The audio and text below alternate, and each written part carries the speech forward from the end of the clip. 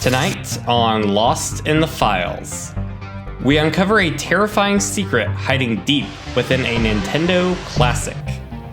What has the GameCube been hiding from us since around the turn of the century?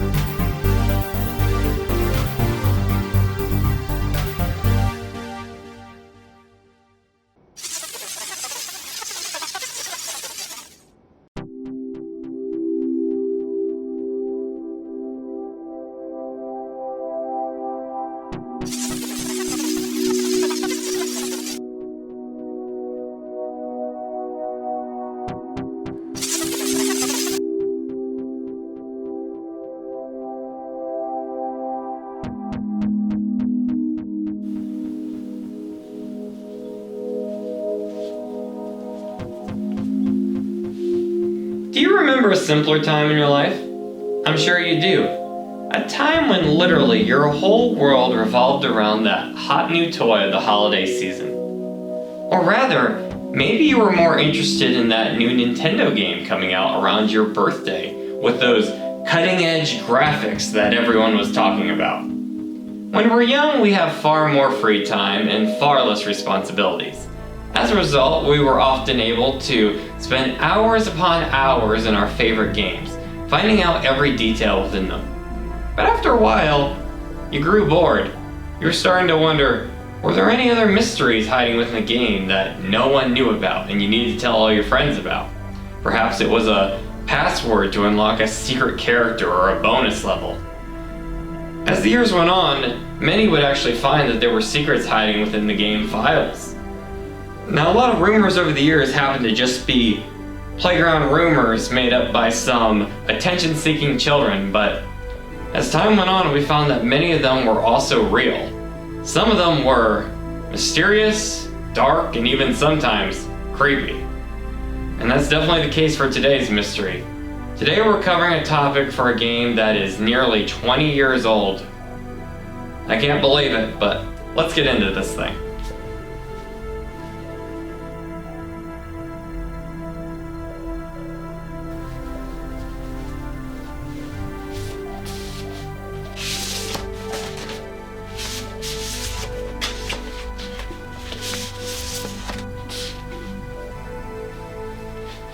Here it is, Super Mario Sunshine.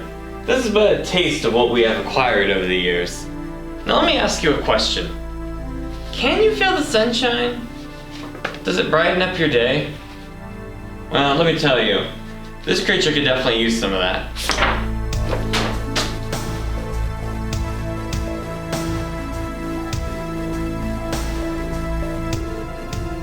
What is this monstrosity of a creature? Well, to get an idea, we'll have to dive a bit deeper. Countless times over the years, various video game rumors have been written off as false because the search was not adequately overseen, being too reliant on what was intended for us to see. Anyone can say grab a copy of their favorite game, pop it in the system, and do some thorough research for themselves. This ignores the mysteries left within the files of the games. This is often how some of the more popular mysteries become famous, such as finding Luigi as a secret character in Super Mario 64, or finding the legendary Pokemon Mew under the truck in Pokemon Red and Blue. However, what of those secrets that were hidden deep in the code all along, put there by game developers for whatever purpose and accidentally left in the code of the retail release? This ties into today's topic, the Nintendo GameCube classic 2002's Super Mario Sunshine.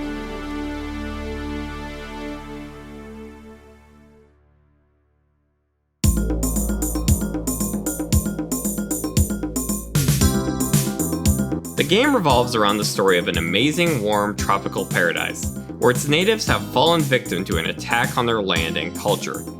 A mysterious goop has taken over their entire island, spawning all sorts of dangers and creatures trying to plunge this land into darkness. It is up to Mario and his water-powered device Flood to wash away all the goop and return the paradise to its former glory. In nearly every level of the game, whether it be a seaside beach, a hotel resort, or a harbor, the area is covered in this strange goop and it will provide many hazards for Mario and Flood to avoid. The goop will appear in different colors and have different negative effects depending on its corresponding color. Every time you are thrown into a new level, the game will load where exactly the goop is supposed to spawn. This is called a pollution map. This ensures that when Mario needs to throw down with the corresponding world's boss, say at the top of a windmill for example, the goop will be loaded into the correct position. Okay, that's enough tech talk for right now. Let's make this a little bit easier to understand. So using these pollution maps, developers would hide little doodles in the files of the game, such as this one, depicting the obscure Mario enemy known as the Cug. Or this one, of two little creatures trapped in the goop. Kinda morbid. The shape of this Cug enemy was supposed to be the pollution map for the game's ghost level, Serena Beach, but in the final game they instead used the classic Mario enemy Booze, as well as the shape of a manta. Remember that later. So now that we have established that some of these doodles are actually enemies, both used and unused, it does go back to the question of, what is this thing?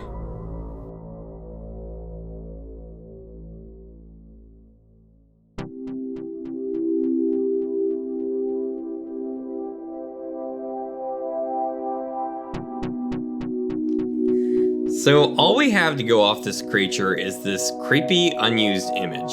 There is absolutely no context to what this thing is. Now let's play with the idea of, what if a developer actually programmed this as a real enemy in the game? Much like the Goomba and Piranha Plant enemies above it. How exactly would it behave, or what would it do? Aside from becoming one of the scariest Mario creatures ever. I have reason to believe that this would likely inhabit the first area of Bianco Hills, as that is what the pollution map is for. Due to the nature of its creepy and rather jagged look, it appears to resemble that of a ghost. It looks as if this creature would move at a very fast, elusive pace while chasing after Mario, judging by what looks to be a smoke trail shown in the image. It would likely fade in and out of the area much like other ghost enemies in the Mario universe, and have a surprise ambush on its side, similar to how the wind enemies found in the game behave. Also, this is Mario's Sunshine, and nearly every enemy in the game is connected to the goop in some fashion. So perhaps this creature would be some sort of goop ghost hybrid. We have taken the liberty of depicting, based on what we feel would be a practical way this enemy would behave and how it could tie to the more supernatural elements of the Mario universe.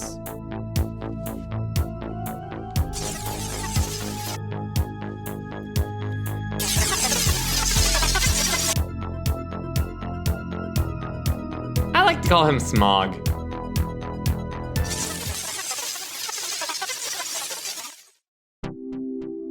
Now let's get a bit more crazy here. One glaring thing we have overlooked is the size of this creature. Remember how earlier I mentioned that one of the pollution maps actually found in the game depicts that of a manta? The strange manta creature appears in the game as a boss in the 6th area of the game, Serena Beach. Serena Beach is home to a hotel that is overrun with ghosts. When Mario first enters the area in the first mission, he cannot enter the hotel because it is submerged in electric goop. The only way to free the hotel and its staff is to defeat the Phantom Manta. The first boss of this area is one of the most bizarre things you'll ever see in a video game, and it is actually a topic within itself. This bizarre creature is believed to be a reference to the Stephen King book The Shining. In the book, there is a part where the character Halloran sees what appears to be a humongous manta ray coming out of the presidential suite of the hotel towards the end of the book. This part was excluded from the movie, but this idea of a humongous paranormal creature could have been an inspiration for this boss. Now, going back to our strange creature at hand, and how much more vividly scary it is, could this perhaps be a much larger and sinister threat to the inhabitants of Bianco Hills? When you begin to analyze Bianco Hills, a second boss here would actually make sense.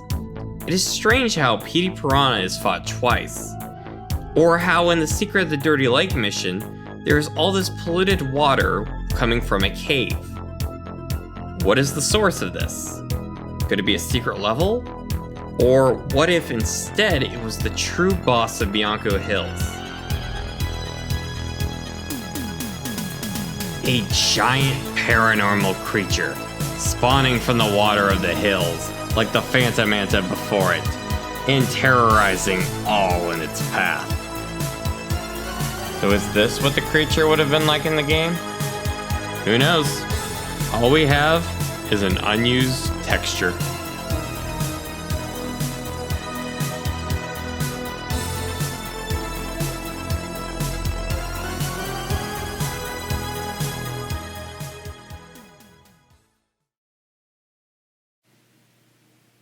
So is all this just a gag placed in the game by a developer, or something of more importance? We may never know, but it's stuff like this that really open up a plethora of video game mysteries. Speaking of which, Mario and his friends have been involved in many game mysteries over the years, but those will have to wait for another day. Until our paths cross again, I wish you all a good night, and remember to enjoy your games, because you never know what might be hiding inside.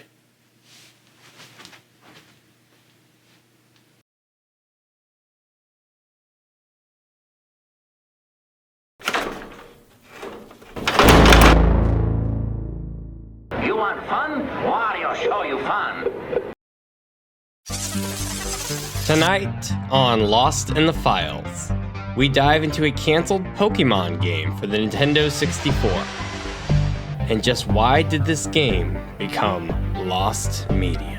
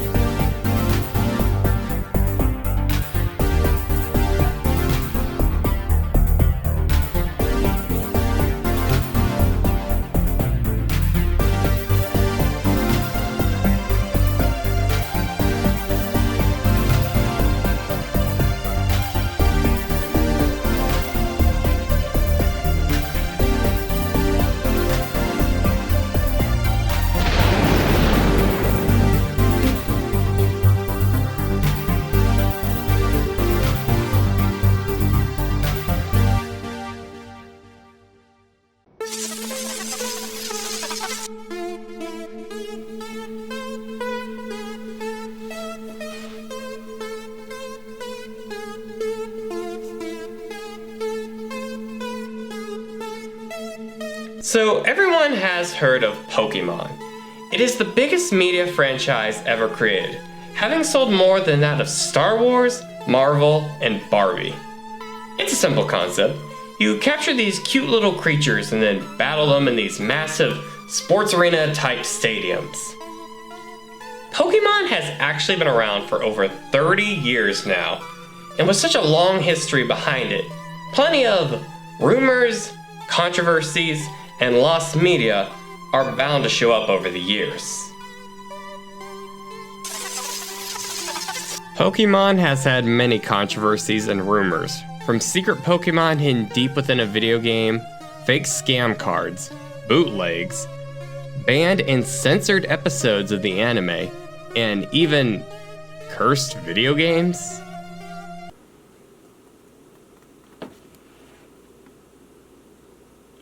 Some of these playground and internet rumors over the years have definitely been a bit far-fetched. However, we have managed to acquire various pieces of information regarding cancelled Pokemon games over the years.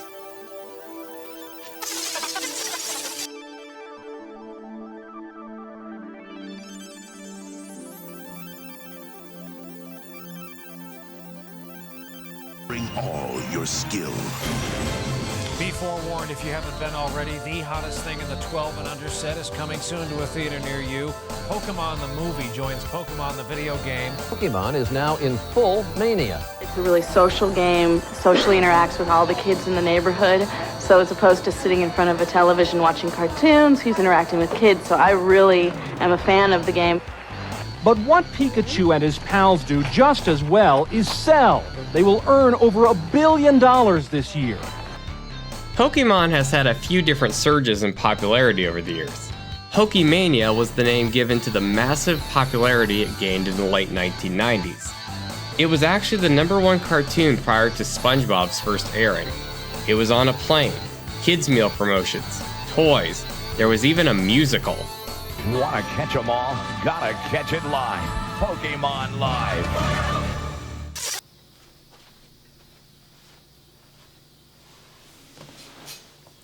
So Pokemon was, obviously, a merchandise juggernaut back in the 1990s. But you must ask the question, in a decade filled with so much talk about the future of gaming, 3D graphics, future technology, why did they never make a fully fledged 3D Pokemon adventure for the Nintendo 64? That would have been every 90s kid's dream. Well, we almost got it.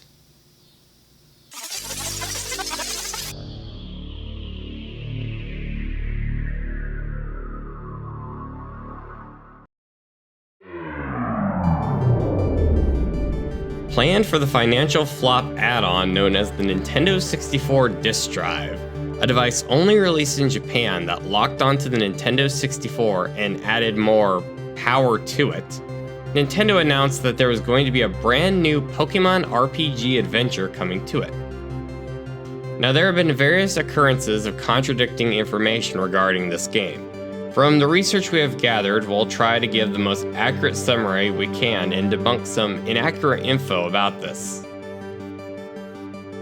So the story goes that acclaimed Nintendo developer and legend Shigeru Miyamoto would be interviewed by Electronic Gaming Monthly in 1997 and reveal information regarding games in development for the disk drive. Contrary to what many websites across the internet say that the interview came from the June or even August 1997 issues of the magazine, this isn't true at all. Upon researching through various issues of EGM as well as other gaming magazine interviews from said year, we can confirm that the interview did indeed originate from Electronic Gaming Monthly. However, it actually came from the September 1997 issue featuring their E3 wrap-up. E3 was a major event in June of that year where Nintendo and other publishers would show off their latest games.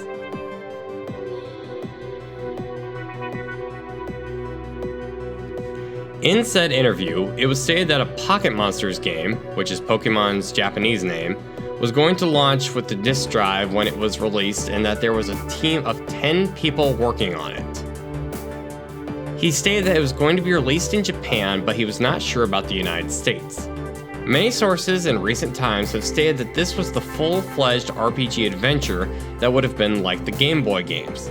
But according to a Nintendo Power interview in August of 1997, Miyamoto stated, "Actually, the first Pocket Monster game for the Nintendo 64 won't be an RPG. Instead, it'll be more of an encyclopedia of monsters. The second Pocket Monster 64 title will be a new RPG."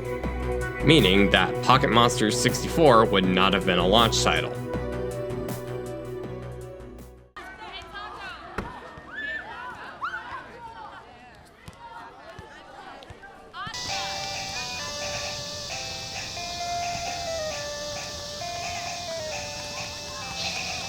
Just how different would this game have been compared to the other Pokemon games on the Game Boy?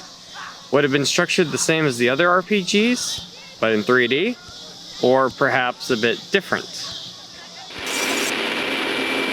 Our team has taken the liberty of making a mock-up of what this second game and topic at hand could have looked like. Please enjoy.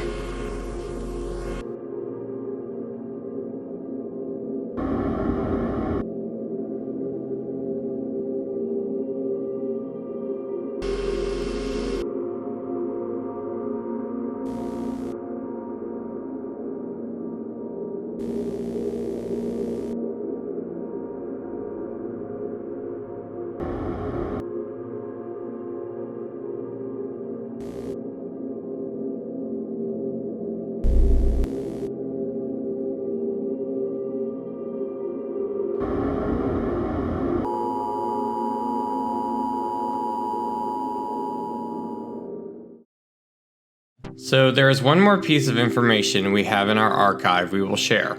While we don't know if he was referring to the RPG game or not, in an interview, Miyamoto also stated that the Game Boy games would be able to connect to the 64 disk drive version and offer a unique experience, drawing a parallel with Mac computers, stating, "When people buy Macintosh computers, they all start out identical, but as time goes on, each person's Mac becomes a different computer. So you add on different data and create your own unique games.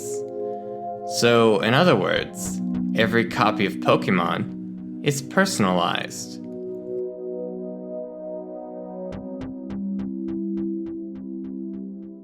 Returning to the question of why this game was cancelled, we now know that the direct sequels to the first games, Gold and Silver, had a challenging development cycle. These games needed top priority during development. Perhaps it was due to the failure of the disk drive and it only being on the market for a few months. Why this game was never moved to Nintendo's next console, the GameCube, remains a mystery.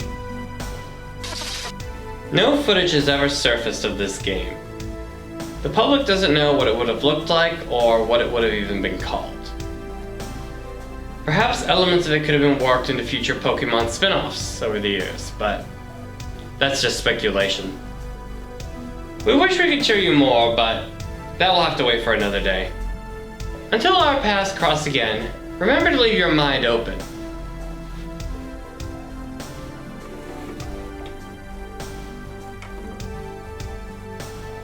Because you never know what might be hiding in plain sight.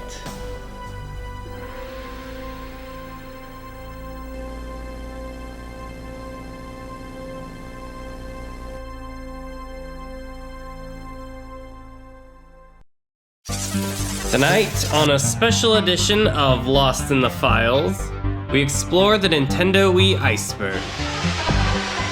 What deep secrets lie surrounding this revolution of gaming, from the sky to the deep abyss?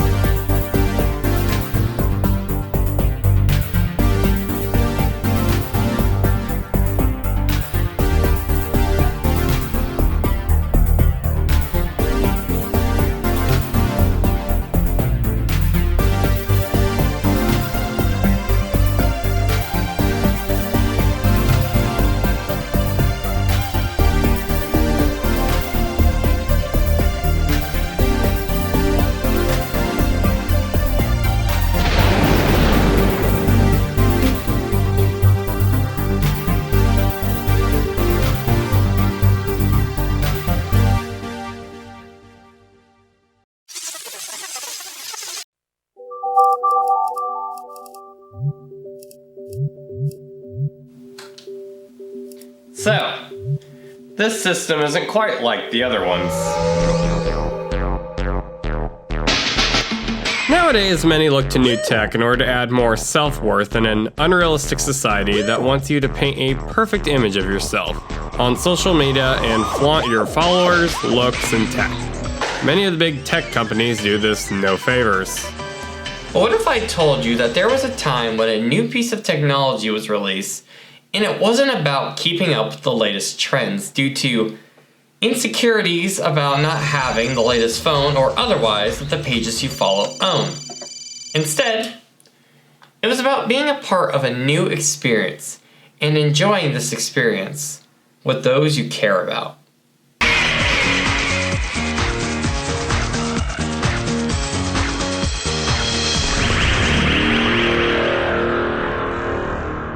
Released in 2006, the launch of the Nintendo Wii was one of the biggest revolutions in all of gaming. Scratch that, technology history. Now, many take for granted just how huge of a deal this thing was. While it is easy to look back on the system for a lack of AAA games compared to its predecessor, or how its tech has aged compared to the competition, this thing wasn't even HD, this console was more than just what you see in retrospective all these years later. No, this was about the experiences and memories it made for all those that got to play it. While Nintendo's decision to make many of the games far more accessible may have hurt replayability, and this strategy couldn't keep longevity going into its next console outing, what it did bring was an experience so unique that everyone wanted to become part of it.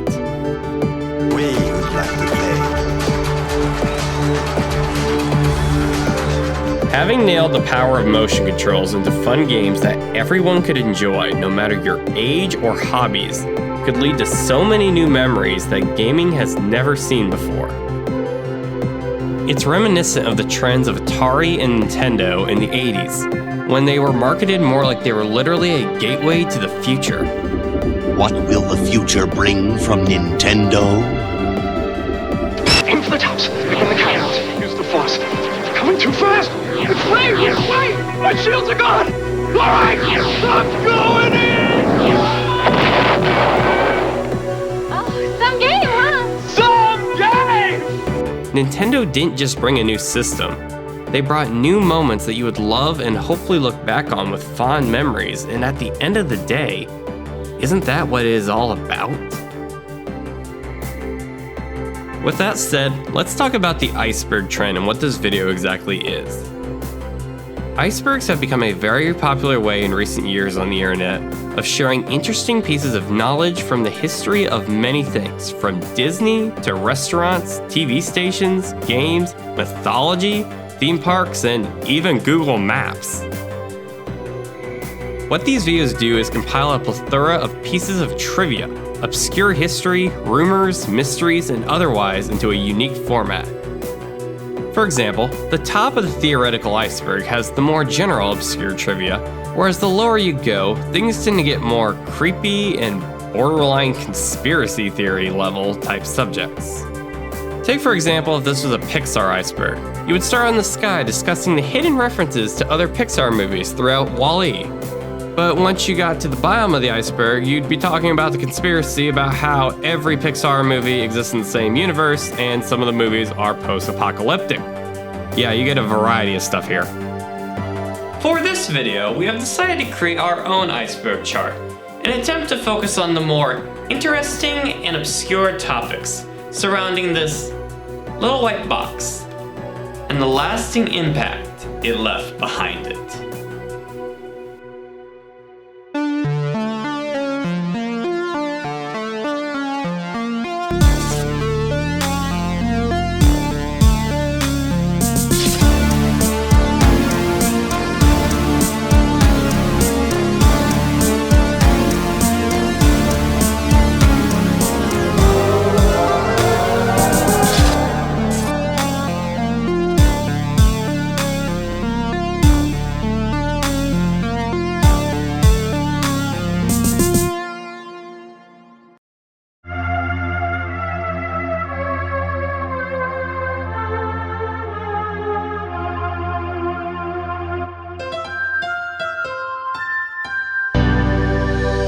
Nintendo Wi-Fi Connection and Wii Connect 24 were online services Nintendo offered during this era. Using these, players could do various things such as play with people from around the world, see the weather, and download retro games off this online store called the Wii Shop channel.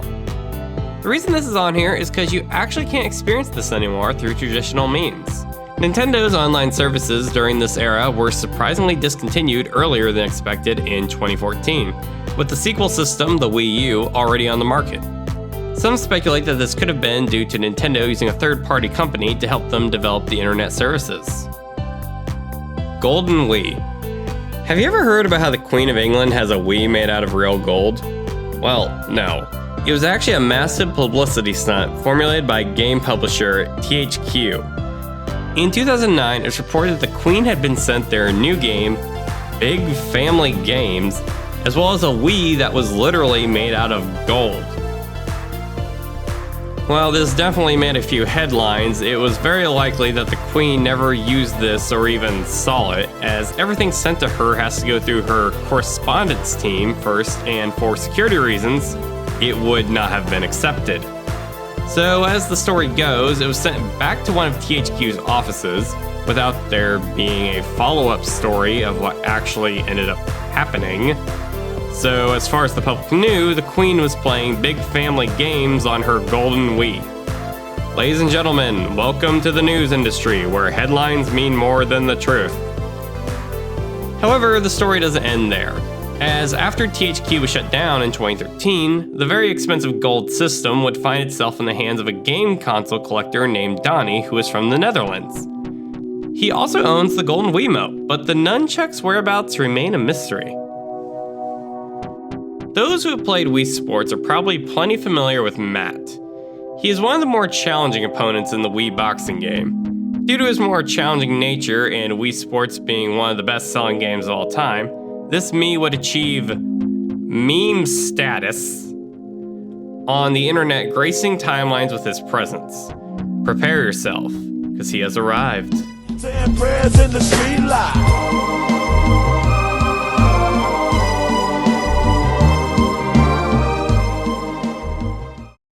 Project M is a fan mod of Super Smash Bros. Brawl, and is perhaps one of the most famous mods ever made for a video game. The mod makes Brawl more like its GameCube iteration, Super Smash Bros. Melee, complete with faster gameplay and other changes that are more at home for actual professional tournaments held for the game. The game also features new costumes and stages. While this game would be a catalyst for what fan mods could be, fans were devastated in 2015 to see that all download links on the site were removed. While there have been conflicting statements made over the years, it is highly speculated that it was due to fear of legal issues with Nintendo. However, in November of 2020, the site would see a new update allowing fans to download Project M again. This was to bring awareness to the #SaveSmash movement and tell Nintendo about how important fan mods are to their fans. Nintendo has gained a reputation over the years for removing fan-made games. Pizza channel. So did you know that you could order a pizza on your Wii? In a pre-Uber Eats world, there was a Japan-exclusive channel called the Food Delivery Channel.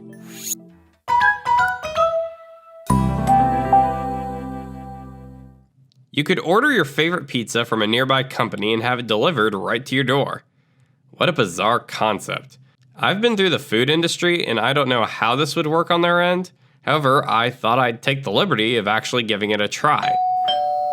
I think that's the pizza guy.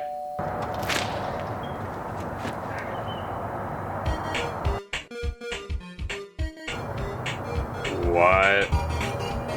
Why, hello there. It's me, Mario, here delivering your pizza from the finest restaurant in the Mushroom Kingdom. What? That's right. Mario's here and accepts your payment in cash or credit. How much are they paying you to do this, man? What are you talking about? I'm none other than the real Super Mario. I stomp on the Koopa, I save the princess, and now I'm delivering pizza to you. Alright, Mario. Alrighty. Your total will be $29 for the pizza and $13 for the drink, and then delivery fee of about $30. Oh, and don't forget the tip. What? The channel said it was a $5 delivery fee. I even tipped you like half the price. Oh, the channel says a lot of things.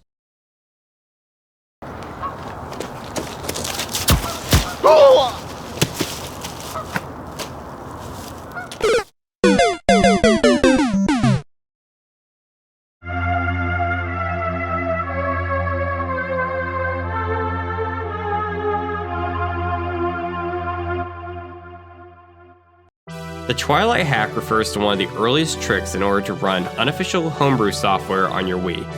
This in turn can hack your Wii and run video game emulators, much to the dismay of Nintendo.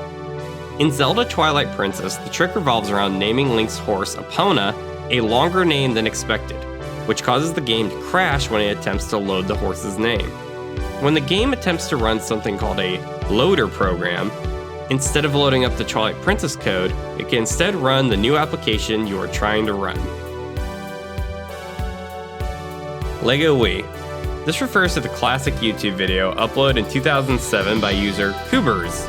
It was made for the Nintendo Shortcuts Showcase. This dude was dedicated and sent his entry out using express mail to make the deadline in time. Did he ever end up winning though? Years later, in 2013, he would make a follow-up of him building a Lego Wii U. Mario Party 8 censorship. Oh yay, controversies. Mario is no stranger to this. In 2007, just days before Mario Party 8 was set to release in the UK, Nintendo announced that the game would be delayed due to a production issue. The problems wouldn't end there though. When the game would release, there would be an assembly error that contained the wrong version than what was intended to be released. Now you might be wondering, what do you mean by wrong version? Well, it turns out that the game featured a phrase that was considered offensive in the UK. In the Shy Guy's Perplex Express board, this word, Magic Koopa uses in his spell, is considered a highly negative connotation in this region, and the game was banned and recalled immediately. Later, UK copies would contain the word erratic instead, and the American version would contain a completely different statement. Speaking of America, the US Constitution. Hidden deep within the game Gem Smashers lies none other than a file containing the first 3 articles of the United States Constitution. Why is this? Well, it's believed that this is left over from a software development kit. The Constitution is copyright free, which means it can be distributed freely. Having this large volume of text would make it easier for Nintendo's developers when starting game production. It seems that Gem Smashers developers left this in the files by accident. So yeah, it was lost in the files. Wii Vitality Sensor. The Wii Vitality Sensor was a cancelled accessory for Wii announced at E3 2009. It is believed that this would be used to relax the player and tell you your heart rate. Makes sense with Nintendo's aim at the physical health audience at the time, as well as the Wii being popular amongst those higher in age. However, this accessory would never be released, as in 2013, it was officially confirmed that the sensor bar had been cancelled, due to what they claimed was testing issues. This is what the Wii Vitality Sensor would have looked like. It's an interesting little device here. What you would do is you would place your finger inside of it, and then it would track your heart rate, I believe, while playing a game. It's easy to make fun of this thing as something that belongs in a nursing home. But you know, in retrospect, in an era that is filled with so much clickbait trash, flashing things on a screen, just trying everything they can to get your attention in order to appease an algorithm to maximize profits and get people addicted to their phones, it's nice to see something that's more keen to like a Fitbit, to where it cares more about your health, and it's trying to see how, in this case, relaxed you are. I think that's kind of admirable. Say what you want about Nintendo, but the world could really use more things with this kind of mindset.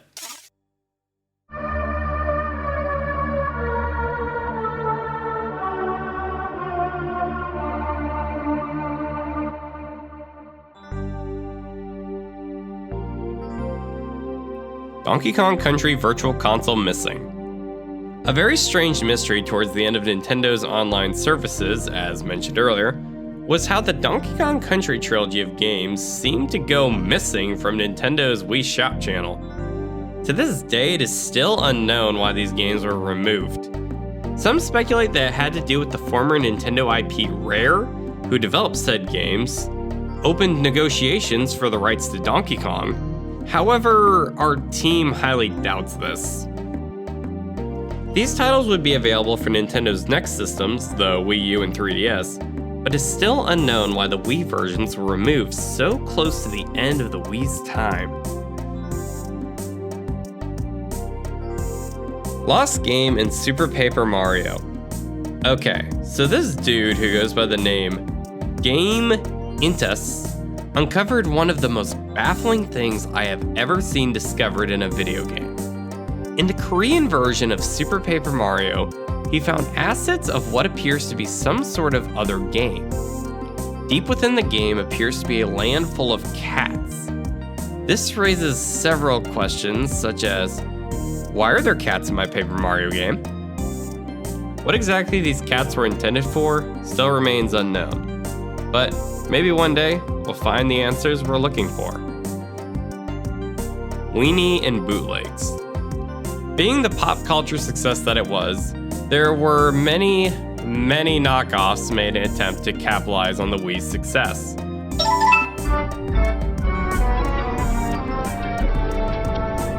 One of these was the Weenie, which featured a Wii Sports knockoff. It's extremely low budget and looks like you get what you paid for. There was also the MiiWii, which according to the box is pretty extreme. Nintendo Wii prototype. In a 2018 Yahoo Auctions listing, the public got to witness a prototype Wiimote. The prototype was confirmed real by a WayForward employee, James Matagna, who had seen one at the time. He even brought his own pictures into the mix.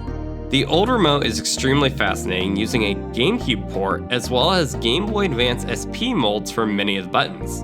The remote went through a few iterations over time. However, we will see an even crazier one later on. Nintendo On. This was the one I was most excited to talk about on here. The Nintendo On is without a doubt one of the greatest hoaxes in all of gaming history. This was orchestrated by the man, the myth, the legend, Pablo Belmont, who has made several famous hoaxes over the years, such as Super Mario Galaxy DS. So around E3 2005, Pablo uploaded to the internet a full-blown CGI trailer for Nintendo's next console to follow up the GameCube. This thing was literally a VR headset, and the trailer is just incredible. Like, this thing is insane, and yeah, it's obviously fake now, but this was done at a time when, like, no one could do this or did this kind of thing with games. I hear his school was extremely particular too, because on one of his assignments, they required you to have your entry go viral. I mean, okay, maybe an old YouTube, no, that's not justifiable even then. I could go on and on about this thing, but I'll revisit it in a future episode.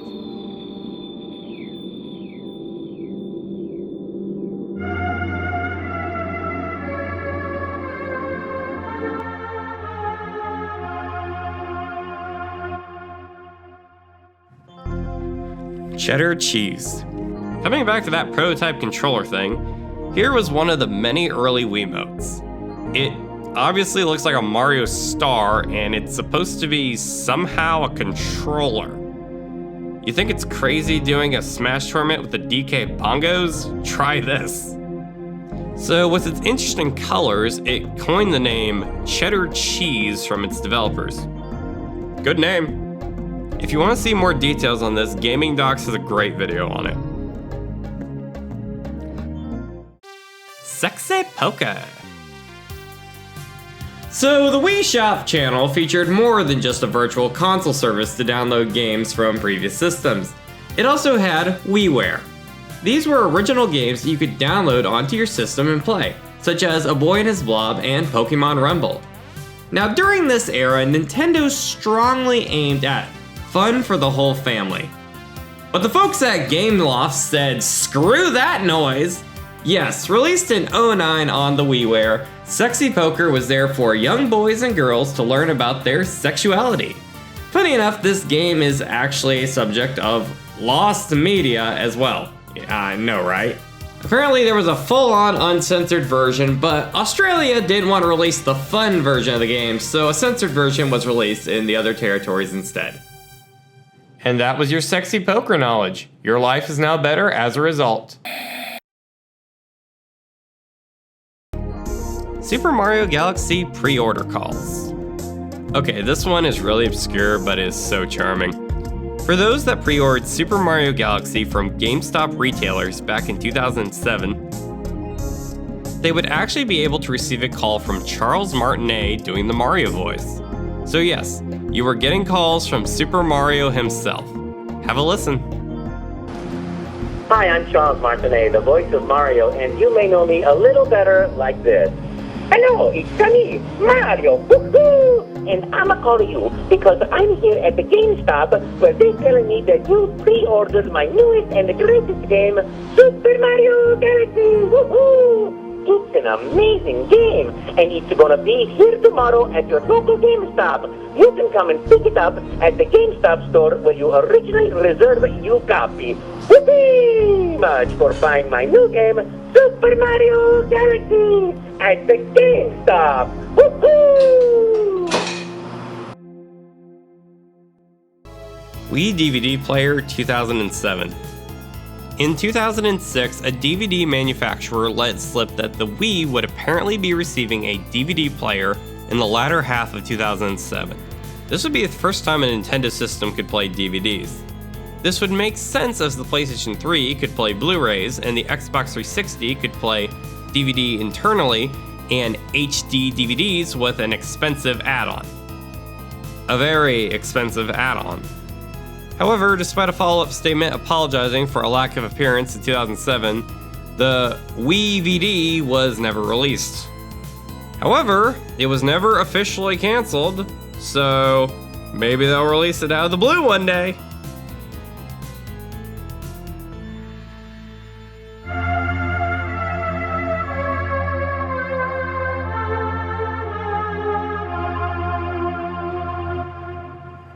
E3 2011 Zelda Skyward Sword demo stolen.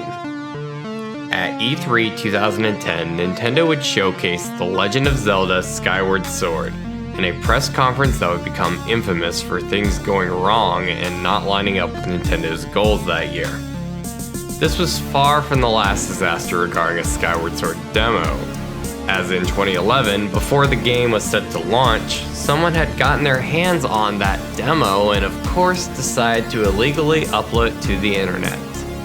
The demo had a timed 10 to 15 minute timer, but it was able to be bypassed, leading to the hot new game of the holiday season on the piracy sectors.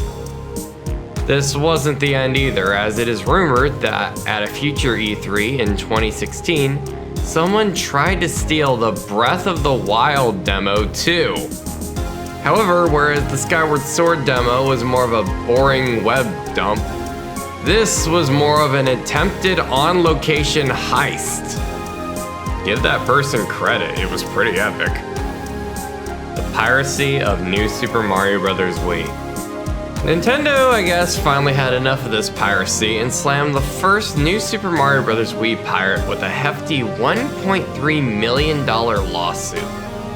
So this 24-year-old guy found a store selling it before the intended sell date and proceeded to upload it to the internet, cause what else would you do, I guess? So of course, the Nintendo ninjas tracked him down and got him slammed with this massive penalty. He was likely going to be paying this for a very long time. However, the story takes a very strange and rather wholesome turn. So despite being sued, he still loved Nintendo, and despite it not being a bonus in Australia, where he is from, the former pirate and Nintendo fan got picked as a winner by Nintendo to win a statue of Ganondorf when he got his copy of The Legend of Zelda The Wind Waker HD. EB Games, who he got it from, had no further info or papers relating to him being picked, so it seems Nintendo still had a soft spot for this guy. Freeloader. The Freeloader was an actual peripheral made for the Wii by Daddle, or Daddle, however you say it. The same people who made the Action Replay, a little device that you could use to do things you're not supposed to be able to do in games, such as jump for as ever long as you want, or skip straight to the final boss. Basically, you make your own cheat codes. Action Replay is available for all the most popular video game consoles. PlayStation, Saturn, and now Nintendo 64. So the freeloader could be used to play games from other countries. A lot of games are often what is called region locked, meaning that you cannot play, say, a game from Japan on a non-Japanese Nintendo Wii. Gaming companies have used this before in order to test and sell imported games in their stores. Makes sense. However, some use this thing for a different purpose. With this thing, you could play emulators of games without paying for them. You could also use this thing for the GameCube too. I am sure Nintendo loved this thing. It must have been like their favorite thing ever. Wii Dare. Okay, enough of that song. Okay, we got one more sexy game on here, but this one is far less sexy. As you can see by the cover, you are presented with the question of how the heck did this land on the Wii? Well, you get into the game, and while it seems to be a fun, steamy party game for couples, The game itself is rather tame and by the books. It's almost as if they changed this game late in development in order to sell more. This game was also never released outside of Europe and Australia. It was also published by Ubisoft. One more rant here. They didn't spell the game with 2 I's, like a lot of Wii stuff. I mean, this game was a lot of missed opportunities.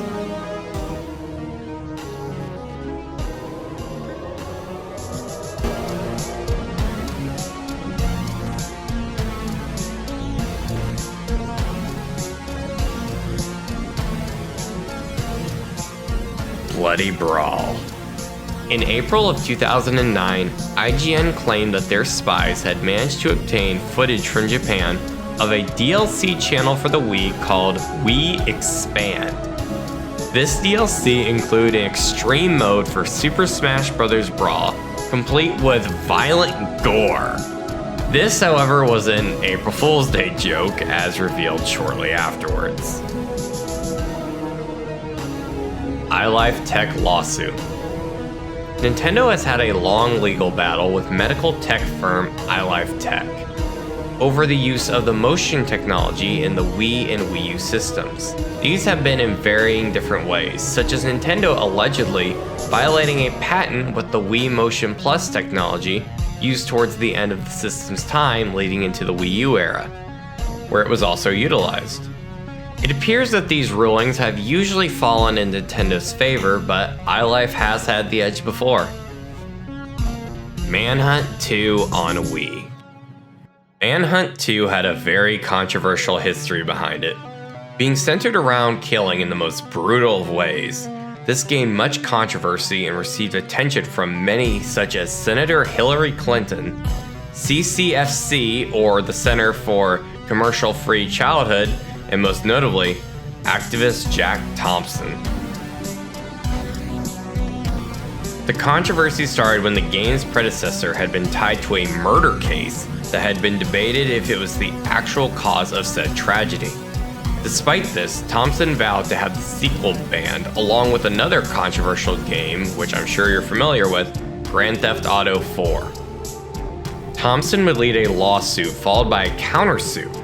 Thompson would go on to accuse many of the gaming news outlets such as IGN, GameSpot, Eurogamer, and Kotaku, as well as even the US Justice Department, of collaborating and conspiring with the game's developers, Take-Two, to commit racketeering activities. He said, and I quote, "Scottish sociopaths sipping their single malt Glenlivet in between brainstorming software programming sessions, and also accused Take-Two, stating, spewing its pop culture sewage in the world's children."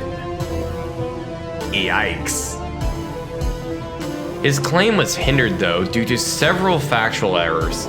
The matter was eventually settled before it went to court, but the controversies do ask the question of mental health and whether expression and stress relief through these kind of games is healthy or not.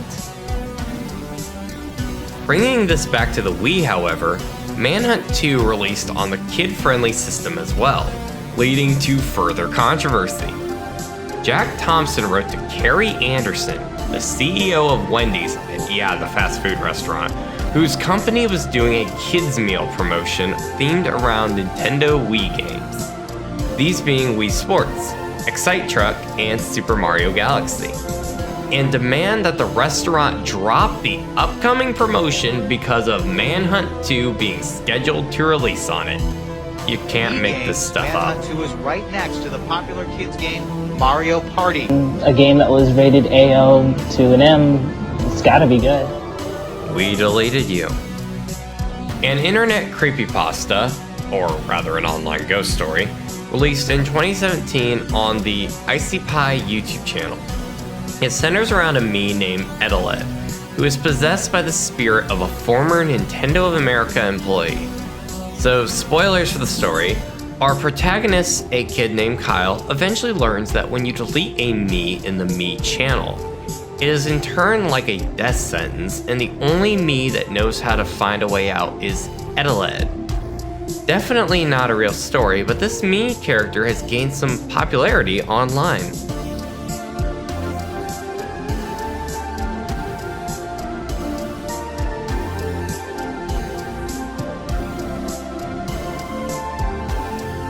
Taiko no Tatsujin, Lost Song. Forgive me if I say that wrong. Uncovered in the Japan exclusive Taiko no Tatsujin, a rhythm game where you try to match the beat of the music, I believe, there was an unused song found deep in the files, and it's rather bizarre.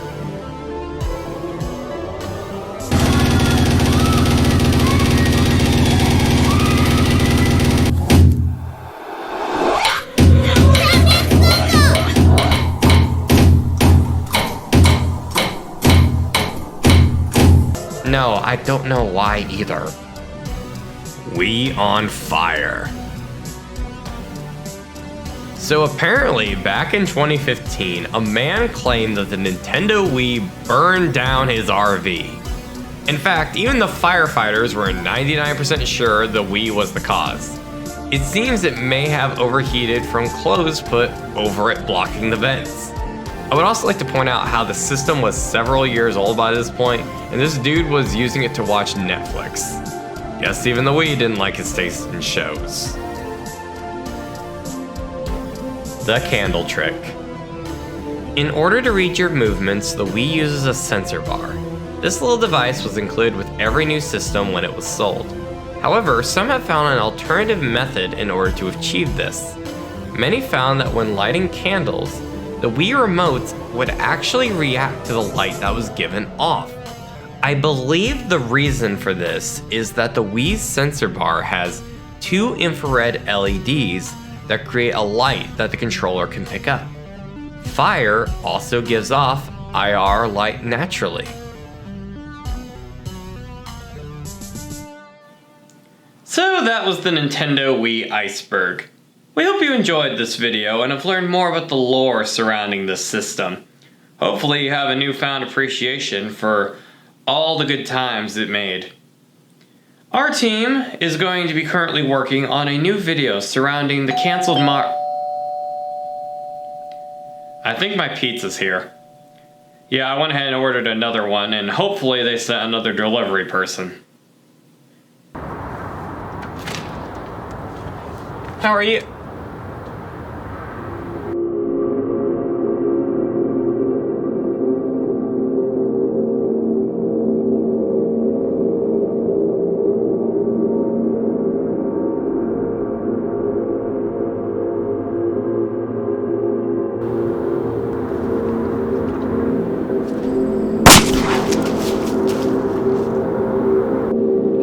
I told all of you to leave me alone.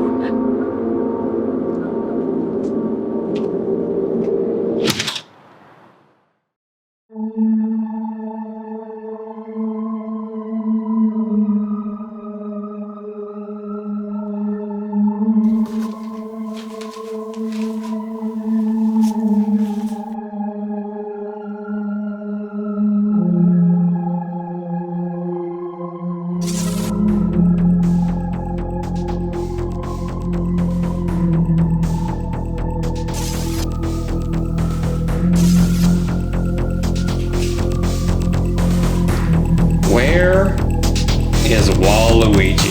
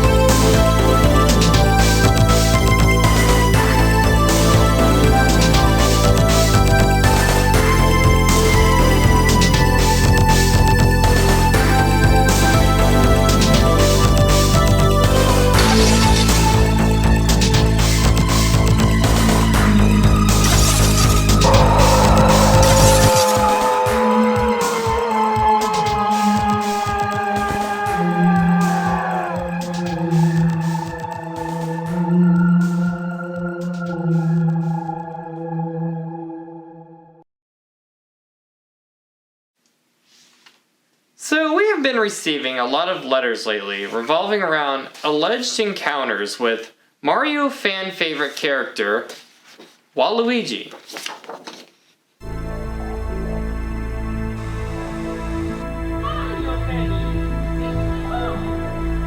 Waluigi made his first appearance in Mario Tennis on the Nintendo 64, where he honestly just kinda showed up as a rival counterpart to Luigi, with his Japanese name literally translating to Bad Luigi. Back in the day, he was often seen as a lame, unoriginal character, but in the more recent years, Waluigi has become a fan favorite for being one of the most zany and wild video game characters to ever exist. However, Waluigi's popularity goes back further. So it was 2004, a mere 4 years after the character's debut, and the world was radically different. We were using flip phones, using dial-up internet, playing Halo 2, and listening to Kelly Clarkson's newest album, Breakaway. And it was also a very different time for games too, especially when it comes to portability. Remember, in these times, portable games were hindered by limitations, so they would have to work with what they had. Games didn't look like this on the go, they looked like this.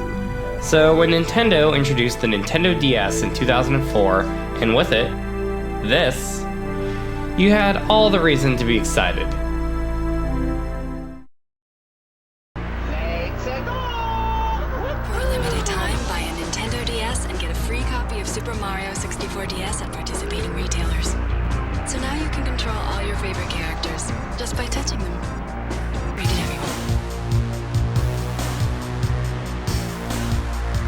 One of the flagship titles for showing the power of the Nintendo DS was none other than a remake of Super Mario 64, one of the first ever 3D adventures that was released to critical acclaim for how groundbreaking and game-changing it was. Its impact on culture still is in effect today, and how this game dominates the internet with its fun, imagination, and rumors.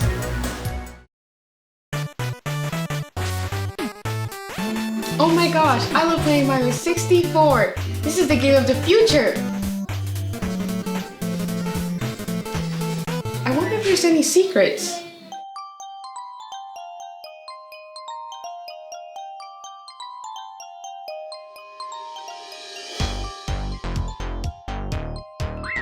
Okay guys, this is how you unlock Luigi, Mario 64. I can play as Luigi in this game? Wait, why does Luigi look different in like every video from everyone claiming he's in the game? Oh well, I'm sure it's nothing. On the fountain is a plaque with very blurry words. Some have speculated that it says L is real 2401. The L is referring to Luigi, who up to this point has been in almost every single Mario game, but was somehow absent from this one.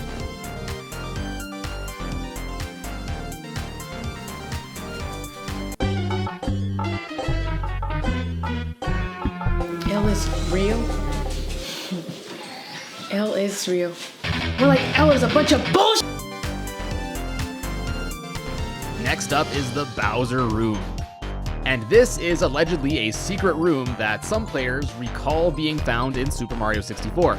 It is described as being a basic, small room, usually with a picture of Bowser and Peach on the wall, as well as some furniture here and there. Okay, I cannot access the Bowser room, and I've done everything. If you just want the Bowser in the room, just put the turtle in a room!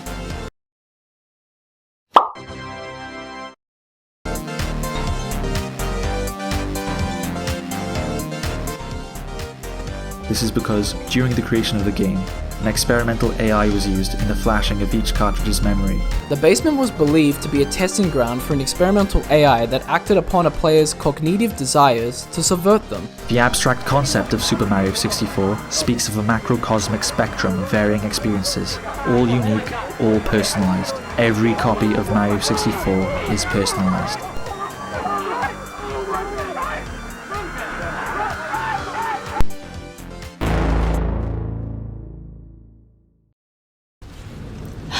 He's probably thinking about other girls. Is Waluigi in Mario 64? ゲームシステムをリセットしてください。So, there's everything under the sun in regards to rumors for this game. However, the most famous rumor of all was Luigi being an unlockable character in the game. In what is perhaps the most famous video game urban legend ever, this star statue found in the game's castle courtyard was the subject to many alleged scenarios on how to unlock Luigi. Why this statue? Because it had a bunch of blurry text underneath it that many thought said, L is real 2401. Meaning that surely you could unlock Luigi as a playable character through some secret alternative method, right? Well, over the course of 2+ decades, this would become known as a mere schoolyard rumor, turning a plaque into something more than what it actually was. Well, that was until 2020 when a massive source code leak of Nintendo data was released onto the internet, without the company's approval. This included the source code for Super Mario 64. What was eventually found by people who understand code far more than me was none other than Mario's twin brother Luigi, hiding in the code. The crazy part? This was found exactly 24 years and 1 month after the game's original release. Now that is proof of collective manifestation if I've ever seen it. So why on earth did the Waluigi rumors gain so much notoriety back then? By the early 2000s, the Luigi rumors found in the original game were widely believed to be false. So for another rumor to emerge in such a similar fashion really would make you question how legit this could be. However, a lot of evidence started emerging. Mario 64 DS would launch in 2004 with 4 playable characters featured: Mario, Yoshi, Wario, and the much sought after Luigi, finally making his debut in 64, but in the form of a remake. It'd still be a bit longer till we'd see him in the OG game in that source code leak. However, once our little gamers got home, opened their brand new Nintendo DS's, and heard that welcoming, cozy music and voice, they asked the same question. Where is Waluigi?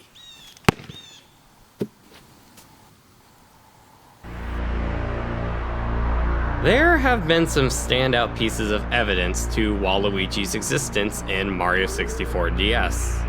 First off, let's talk about the evidence found within the game itself. Every character except Yoshi, who you start out as, is unlocked by entering a portrait of the character hidden throughout the game. After defeating a boss, you obtain a key.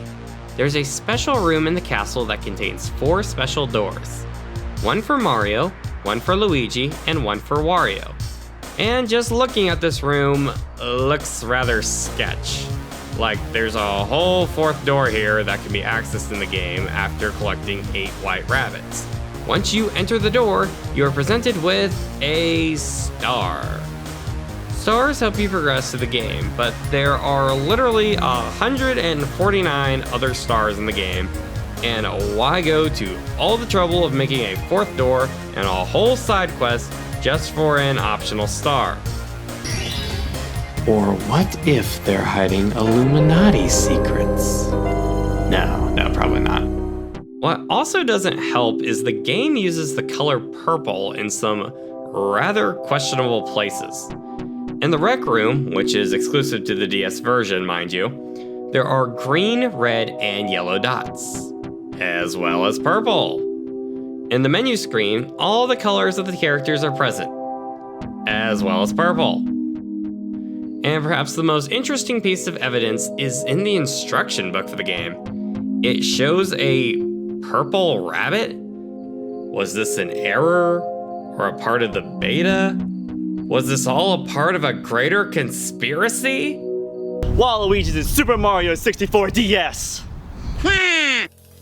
He's in there. Waluigi's behind these walls. These concrete structures can't hold him back, and they won't hold me either. I know he's in there. Nintendo is hiding all the answers. He's in here. He's right here.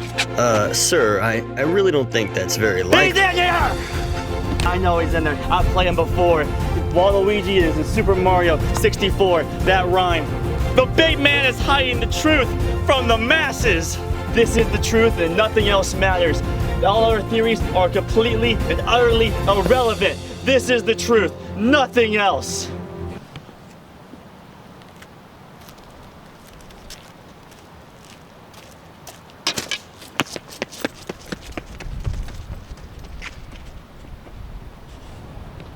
What's that guy's problem?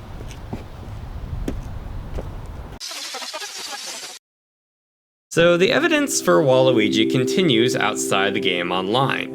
There were many rumors claiming to reveal the true method on how to unlock Waluigi. First, we must cover the most famous of all of these: purple prizes.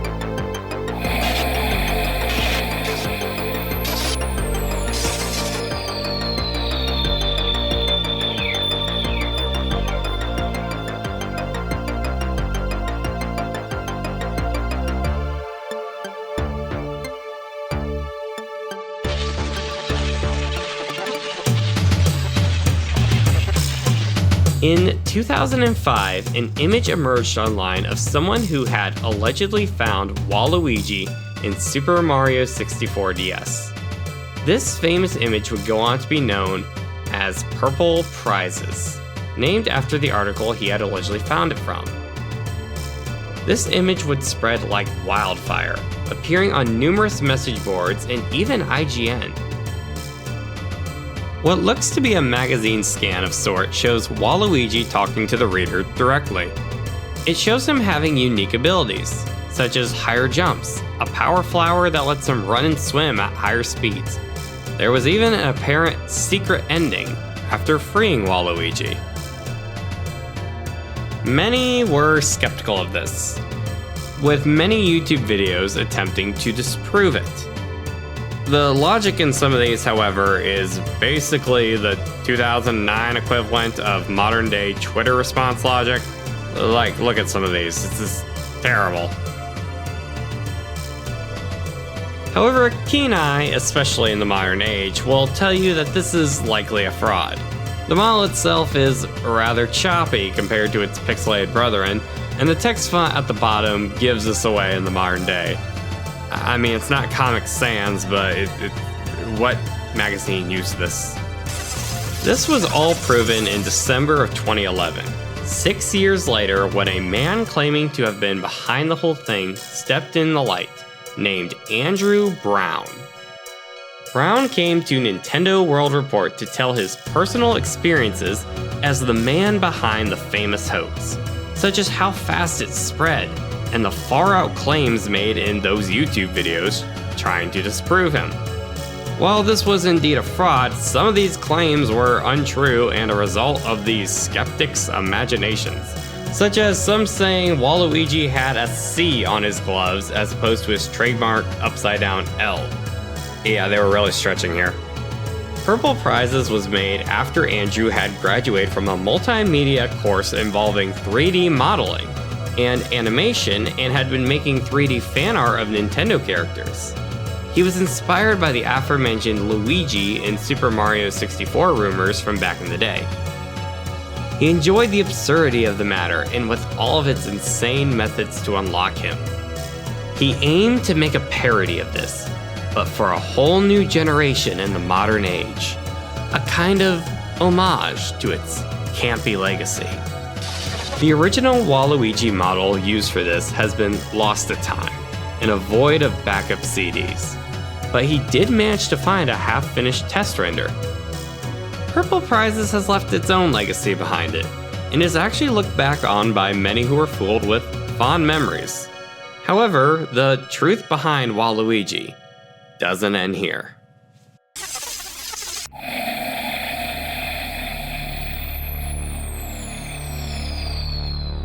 By 2010, the Waluigi rumors were still making rounds online. many could be easily disproved as fake.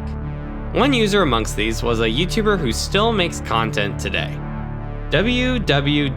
Wario.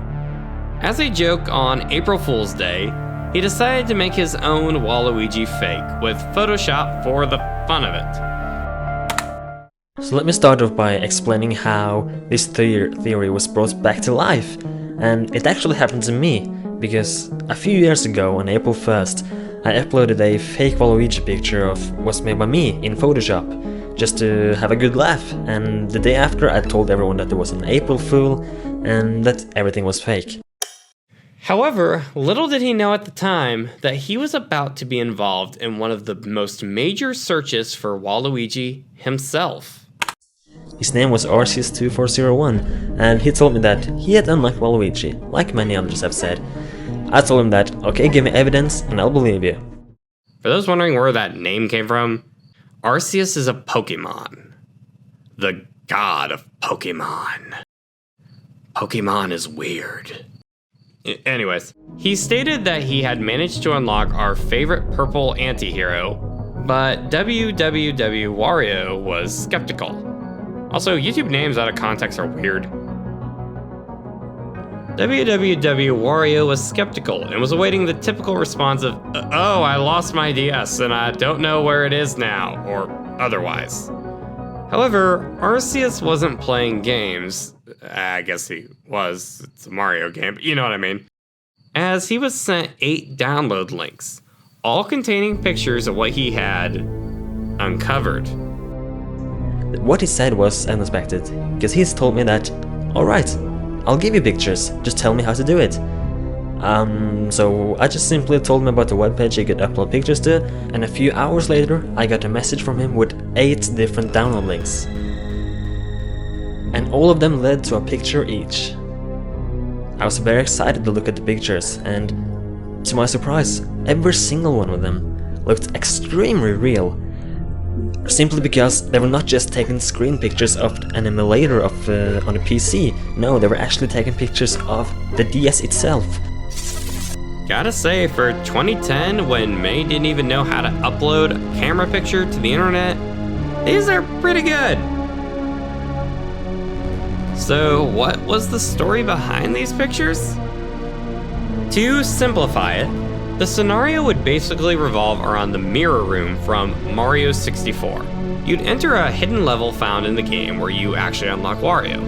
But instead of defeating the boss like usual, you'd collect a bunch of coins, get a mushroom, then beat the boss and wait a bit. Like several hours. You then enter what is likely the mirror room again and find a new door. This door takes you to what he describes as the reverse world. Reverse Uno card. In said reverse world, you find the entrance to Waluigi's secret level. Now, what exactly was in that portrait? We don't really know. Arceus didn't speak good English. It seemed as if all his messages were a translation from another language, which made all of his messages like some sort of decoding test. Like this one, for example, where he talks about unique dialogue the characters will say after you unlock him. Or this classic, where he talks about tapeworms? It's hard to understand him sometimes, especially when he writes like this. When I asked him questions, he wrote a lot of weird things. It's just weird. I'm gonna read one of those many weird messages to you right now. I believe that tapeworms that I'm having won, not having entered the mirror, having gone to any game, I recommend you to take, or catch, the level of the clock at 9 AM. This way, that starts. That you lost it in the toad? Because it turns out that tapeworms that you lose the cap and catch a star. Like, tapeworm enemies? Regardless of what was encountered inside that portrait, what we do know was inside there was a boss. This boss being that of a piranha plant enemy commonly found in many Super Mario games. This boss ruled over the other plants, and defeating her would grant the key to unlock Waluigi. Right. Well, I think it's time we actually got to the source of all this. That's right, we're gonna ask someone who works at Nintendo and find out if this whole Waluigi conspiracy is real.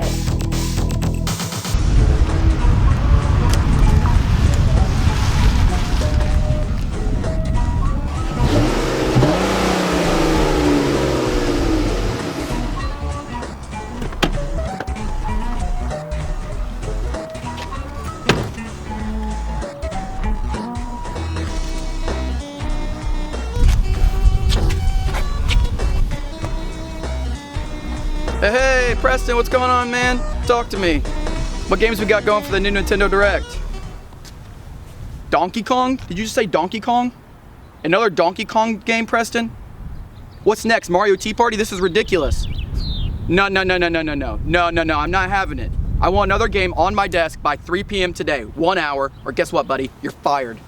I'm not dealing with this crap anymore.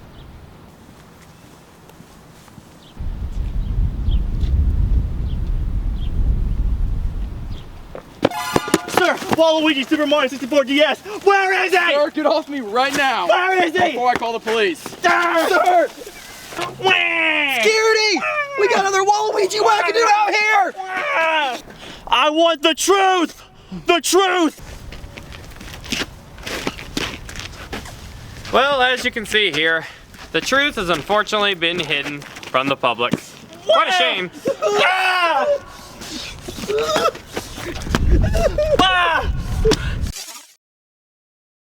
That didn't work at all. So instead, we're going to throw up a search team and try to find out how to unlock Waluigi in Super Mario 64 DS using this random guy from the internet's tactics. Wish us luck.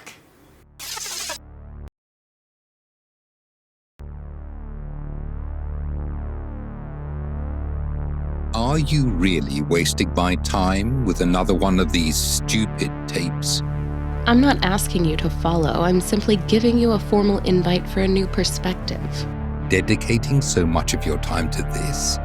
Why give these fabrications any of your time? A price to pay for those that seek greater purpose.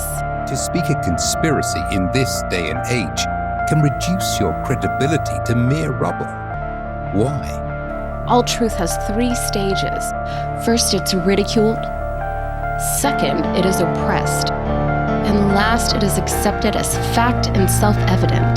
True, but have you understood that if this was fabricated for power and manipulation, it's dangerous to play games with those linked to hoaxes?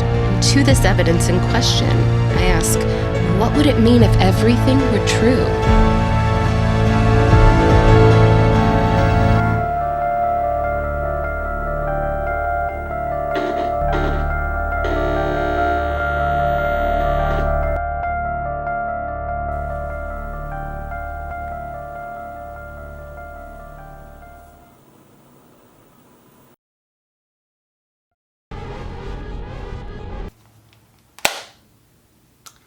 Okay, Arceus2401 is a fraud. When you're not trying to decode his broken English, you're literally following vague instructions that literally require you to do things, such as waiting for something to happen. This is some hardcore trolling, and he took everyone for fools. No matter what our team tries, the Piranha Plant boss remains unable to be reached. Now, what were those pictures? Psh, who knows? Perhaps they were fakes.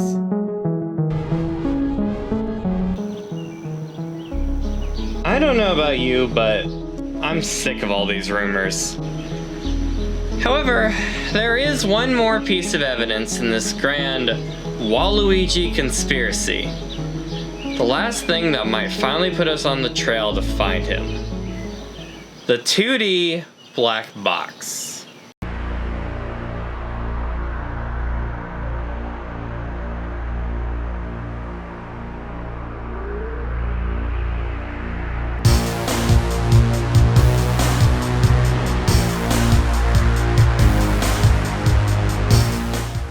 In the heyday of Waluigi rumors, there was a consistent trend between rumors. the 2D black box. Now, what is this? You might have missed it, but in the file select screen for Mario 64 DS, there is this bizarre black box just chilling on the title screen. Once you see it, you can't really not notice it. When you explore the castle in the game, you cannot see this box. Why is that? If this could be a mysterious hint to Waluigi, then why can't we see it in the courtyard too?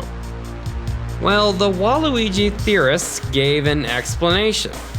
Instead of a graphical error on the title screen, this thing is instead a two-dimensional object, meaning that it can only be seen from said perspective.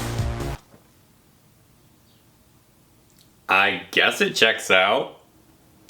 Many different rumors would claim that if you could somehow get the object to move from the second dimension to the third dimension, you could jump into it and be transported to whatever leads you to Waluigi. I don't know, the Rabbit King? Okay, enough. It's a graphical error. It's not Waluigi. We started out talking about an unlockable character in a Mario game. Now all of a sudden we're talking about the second dimension? What's even the point? You can play as Waluigi in a mod or in other games. Better games. I guess it's mail time?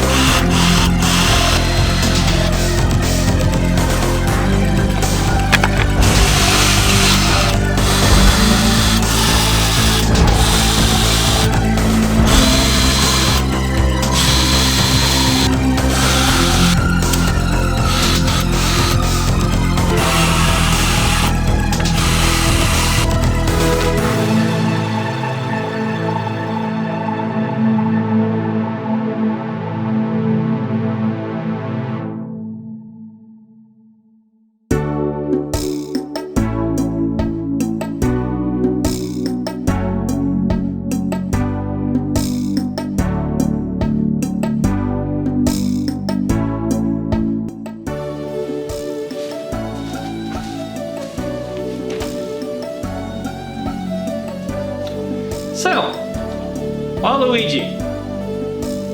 You know, I think I know why the Waluigi rumors are so wonderful. They spark imagination. The concept of these rumors, while based off an unlikely scenario, is so captivating to many of us, especially kids. A lot of those on the online scene when YouTube was new were young, captivated by the new technology, and were far more experimental. There's a sense of adventure in it. Kids don't focus on what is the most likely or quote-unquote realistic. They find a fun concept and run with it. How many of these crazy methods to unlock him required a lot of creativity and fun to come up with?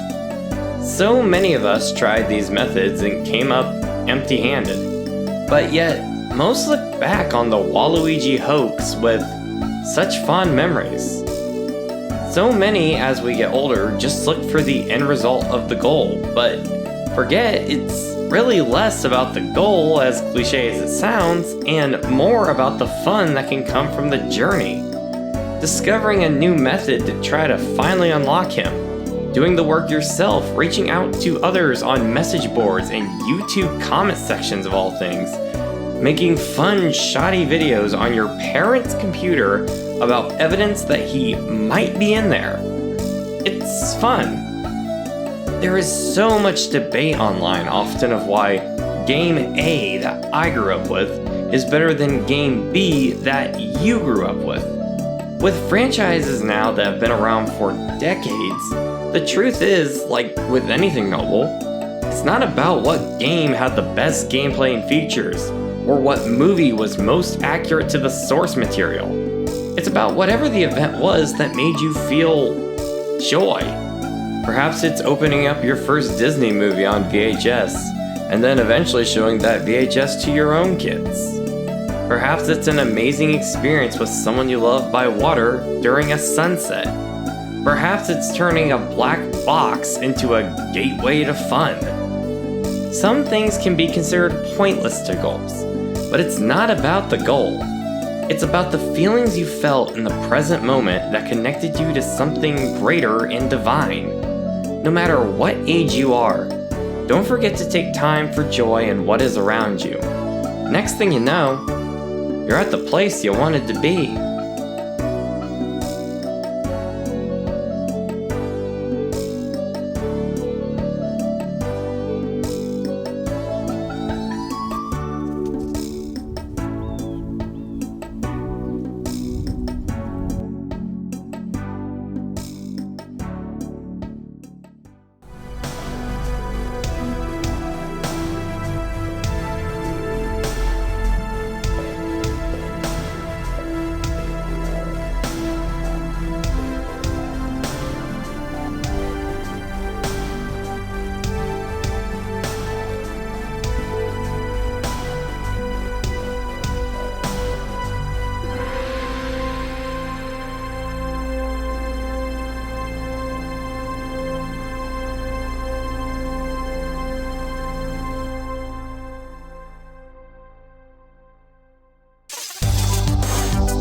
The joy never ends.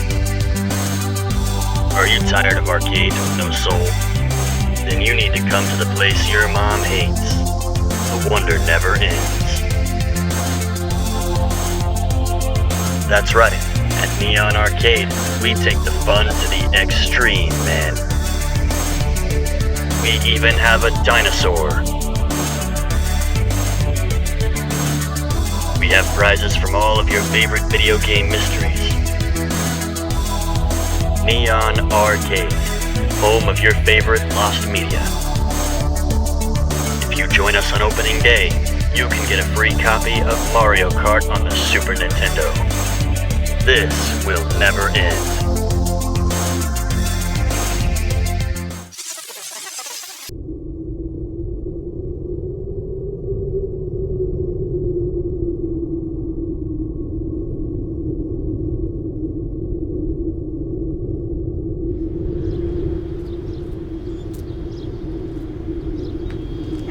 Well, ain't no way around it.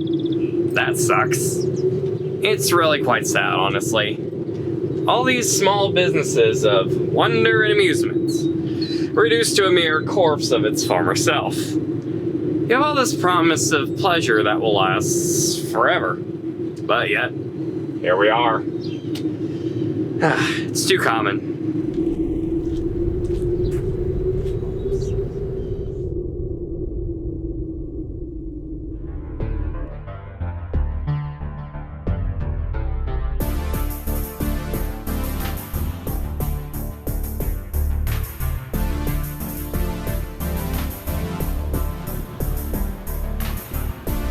Speaking of go-karts and disappointment, the Mario Kart series has had a long history of disappointment. From trying to finish that last lap of the race in first, to getting taken out by a Koopa shell at the last possible moment, to alleged secret characters who never even once stepped foot on the racetrack. Let's go racing in Super Mario Kart Funny Car Madness! Super NES turn the track into a giant mud pit. Mix it up with the big boys. Bowser's Bigfoot bombing trucks. Yoshi's go-kart grilling. Mushrooms, banana peels, turtle shells.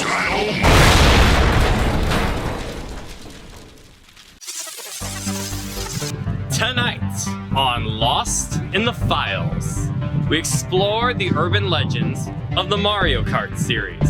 From the streets of our childhood, to the raceway, to the wonders of the mind.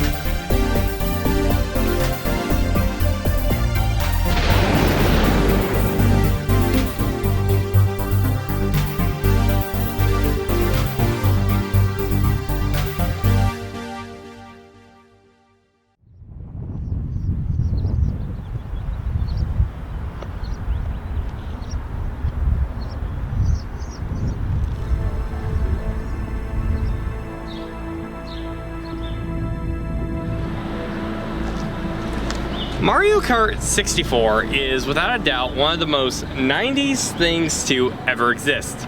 Its graphics have aged like milk and the controls are pretty clumsy. But I gotta say it must have done something right because it holds a lot of nostalgia for the May that grew up on this game. It's actually my favorite, believe it or not. I love how quirky and weird the graphics look. This game hosted its fair share of sleepovers over the years in the 90s, but I will say even if you were an introverted kid, you probably got interested and wondered, are there any secrets hiding within this game? Well, Mario Kart has had a lot of different games across many different systems. It's one of the most famous series ever. Most have heard of it. So we thought it would be fun to compile our favorite urban legends surrounding the Mario Kart series. What kind of secrets hide on the racetrack? Well, let's find out.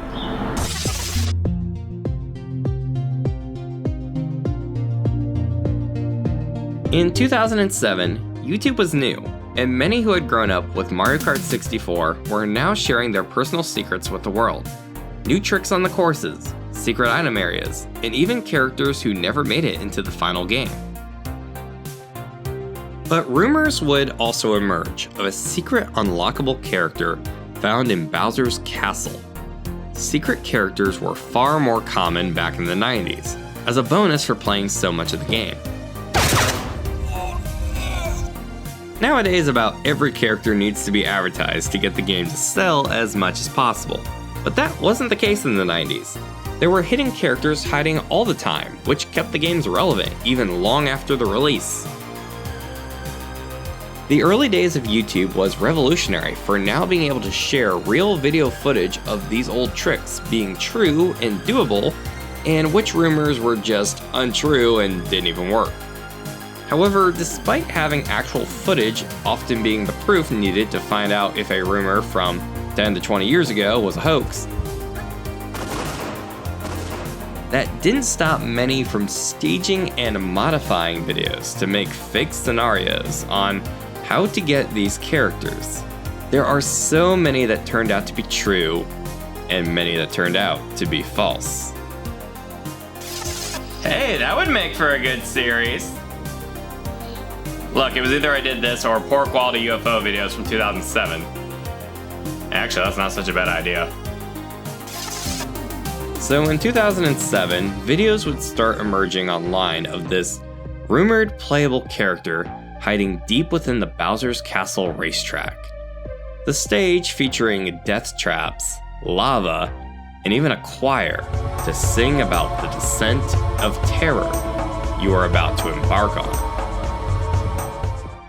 And hiding inside of this madhouse was an enemy so terrifying and so crazy, he had to be locked up by Bowser himself just to protect those that followed him. This is Marty. Really? His name is Marty? The dude from the gas station? Okay, alright. This is the dumbest rumor we've had in the series yet. Okay, so Marty could have existed prior to the internet at the sleepovers. But he got his notoriety in the late 2000s when uploading YouTube videos of Mario games with a new concept. Now, where did the name Marty come from? It's not really known, but it's possible it came from a video that hit YouTube in 2007. Play McElveen uploaded a video to the site that would send this mystery into an all-new light. An off-cam video showing him doing ritual-esque techniques such as circling around the Bowser statues several times and running the racetrack in reverse. Marty would be free. Oh my. Now the validity could be questioned. The video came out in April, but it was also April Fool's Day. However, there was a second video that strangely came out a few days earlier. This one had a proper capture card or such, so now we could get a better look, but there was no sound. The results were the same. Many would try this themselves, yet despite following the video exactly, nothing happened. All the mysteries gone in vain. So the years would pass and this mystery would become a nice piece of history in early YouTube mysteries. Equipment and data miners would become more talented over the years, and other fans would become just far more dedicated, leading to new revelations surrounding the over-decade-long mystery. Super Mario Bros. Broth, an extremely credible blog that concerns itself with the most unexplored, most unknown, and most obscure depths of the Mario franchise, showed how the texture used for Marty was actually never green. He was actually the same color as the other swamp enemies in Bowser's Castle, and it's actually the lighting that causes him to appear green. The bigger mystery is really not if he's in the game. That was false. But what exactly did he do to get behind those bars in the first place?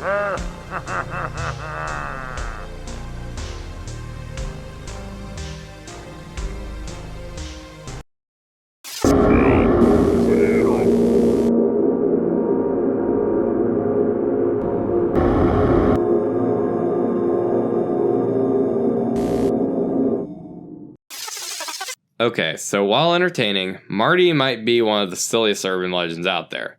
So instead, let's talk about something with real-world consequences.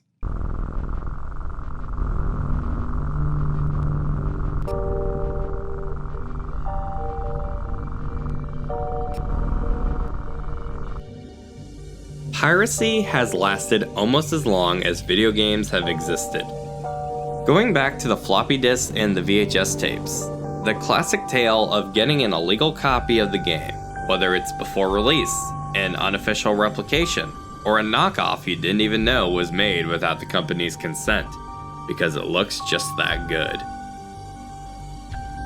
Piracy has been around for a very long time, and many games would install anti-piracy measures into the games to avoid them from functioning normally. If the game detected that it was being played on illegitimate hardware of some sort, sometimes the game would lock the player, say, out of completing the first stage, or even loading up the game at all.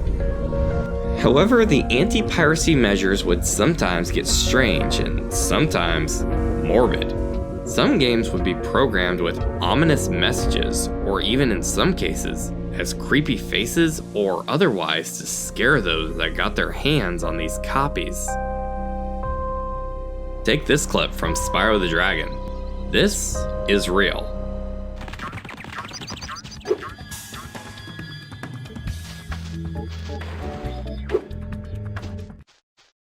I'm sorry, Spyro, but you seem to be playing a hacked version of this game. This may be an illegal copy. Since this copy has been modified, you may experience problems that would not occur on a legal copy. Check this out. This is the 2004 classic, Mario Kart DS. However, this is actually not a real copy. This is actually a bootleg or knockoff, meaning it was not released by the original company. Nintendo has had a long battle against knockoffs and piracy over the years. So many memories with this game. It makes sense why it was such a blast. I mean, you had all those tracks, the music, the graphics, all those wonderful iconic characters, and the costumes they'd wear. I mean, heck, just look at Peach when Wii came out. I don't know about you, but back in my day, that's what you called hot. I don't know about you, but I'd like to take a ride on... What the heck was that?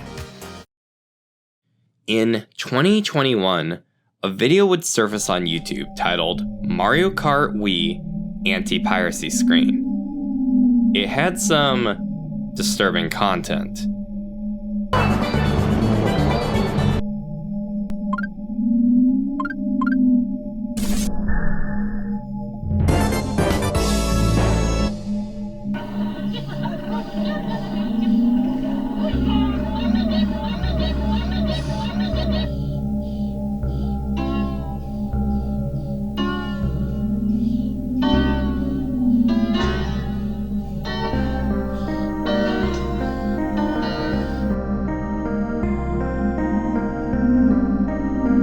During the early 2020s, many different anti-piracy screens from many games would surface online, showing what kind of measures companies would do to prevent theft.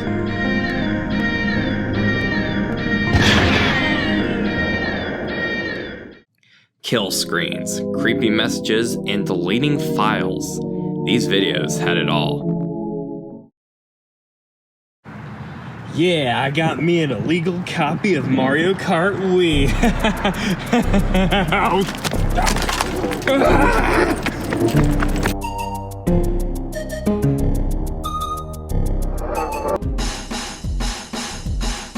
The most famous of these was uploaded by Joey Pearl. He would share repeated encounters with Mario Party DS anti-piracy screens. The player would die in many different fashions and be greeted with a recurring message: piracy is no party, with sirens in the background. I can only assume that this is the looming authorities waiting to take you away for playing unfair.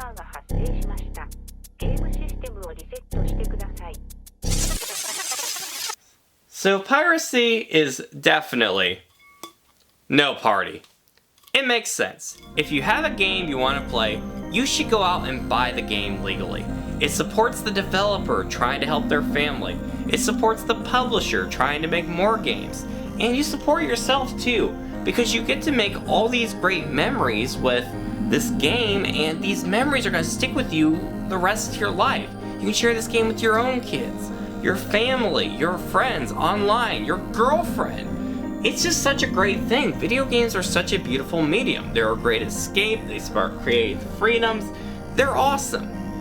But unfortunately, in the more recent years, there's been a lot of moral gray areas that have arose from games simply getting older. Games that are, say, 15 to 20 years old are not games you can just find at a retail store. So, you resort to the secondhand market. And unfortunately, a lot of these games are just so popular that they have outlandish prices. There's just so many listings, and none of them are at a good price, and many just can't afford them. So maybe you check, say, a video game convention. It's the same story. It's not uncommon to see games that are sold for $100 or $200. Not everybody can afford that, and it's not the fault of the vendor, it's just the public demand. So you want to support the publisher.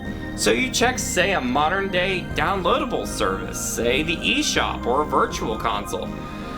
And unfortunately, not every game you try to find to buy legally are on there. Some of them used to be, say, Mario Kart DS. It used to be on the Wii U eShop or virtual console, but that service has been also discontinued. And now you can't legally purchase the game.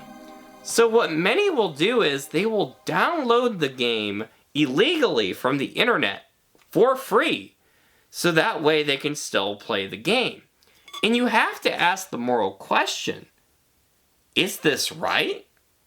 Well, as we all know, piracy is no party.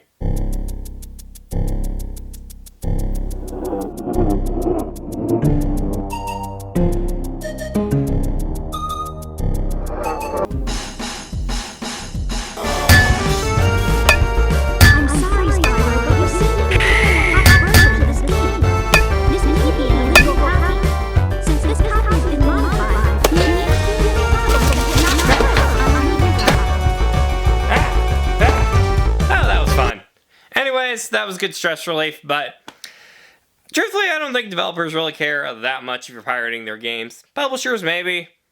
I'm not a lawyer, but, you know, at the end of the day, we're all just trying to have a good time and make the most of life, so go by what feels right in your heart. You know, I'm not here to take any sides on the matter. Just try to make the most of your life and have a great time. But remember, at the end of the day, piracy is no party. So a lot of these happen to be fake, trying to get in on the whole haunted, creepy game type idea. Now, some of these are real, but some of these creepy blood type videos are fake. Unfortunately, including Mario Kart Wii. While I do love this kind of stuff, it does present a new problem of there now being a lot of fake information out there regarding anti-piracy in video games. Okay, now for something that isn't fake. In the 1990s, Nintendo would team up with British video game developer Argonaut Games. Despite being outside of Japan, Argonaut would develop some impressive technology that would catch Nintendo's eye. The two would team up to create Star Fox. Using the power of this Super FX chip, the world would get a glimpse of the 3D technology awaiting them in the future. It was groundbreaking. For something so revolutionary, you'd think these two would have had a long partnership, but no. The two would work together to create Star Fox 2, aiming for release in 1995. The game was nearly complete, ready to leave the hangar for a summer release. But at essentially the last minute, Nintendo pulled the plug on the project due to the new Sony PlayStation and Sega Saturn selling better than thought in the summer of '95.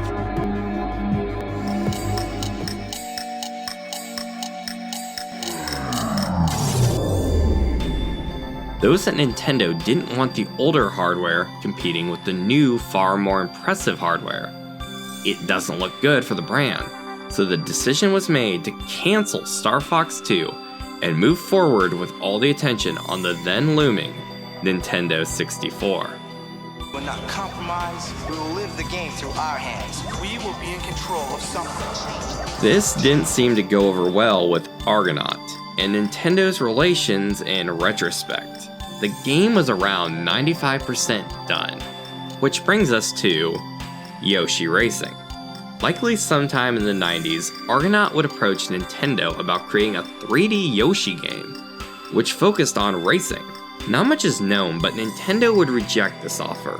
It is speculated by Jez San, the founder of Argonaut, that it was rejected due to Nintendo not wanting third parties to use their characters. Interesting, given their work on Star Fox. Nintendo would even hire Argonaut employees who lived in Japan to work on the game, possibly leaving a bad impression on Argonaut as well. The untold drama between these two is fascinating, but little documented info has been made public about it. Was it civil? Was it petty? Was it a mutual split? Who knows? It is actually believed that the cancellation of this Yoshi game was the final blow to Nintendo and Argonaut's relations. What is a fact is that Argonaut would jump onto the competitor PlayStation and create an original IP, Croc, Legend of the Gobos. However, even this series has its fair share of mysteries on what is actually true. It is believed that this game came from the cancelled Yoshi prototype, with Yoshi being reworked into the character Croc. Jez San, the founder of Argonaut, believes that Super Mario 64 had the look and feel of their Yoshi game, and would further state that Mario series creator Shigeru Miyamoto would go on to personally apologize to him for not picking up the Yoshi game. Followed by an applause from the crowd. While a good story, it has sparked debate on the validity of it, due to it changing over the years. No disrespect intended, I'd love to talk to him about it, but Sans has before said the connection between the games were possibly coincidental, and that Nintendo was already working on something similar before Yoshi Racing had even been presented. Strange. However, his story could be true. There may be even a sliver of inspiration from that Yoshi Racing game in Mario 64. The Croc series itself has had a history of taking people's word on things, only for things to turn out to be a total fabrication. There was a whole third Croc game that we believed was real for years, and it turned out to be a total hoax. It's crazy how much drama can come from a little Yoshi game demo. If there is one thing we can confirm as fact though, is that in 2020, during the massive dump of Nintendo files to the internet without their knowledge, the Giga Leak as it came to be known, inside of a folder with prototype models, hid a Super FX model of Mario's dinosaur pal, Yoshi. Did this have any connection to Yoshi Racing? I don't know. Might have been for testing, but it is a fascinating turn in the history of this game and the connection between Nintendo and Argonaut.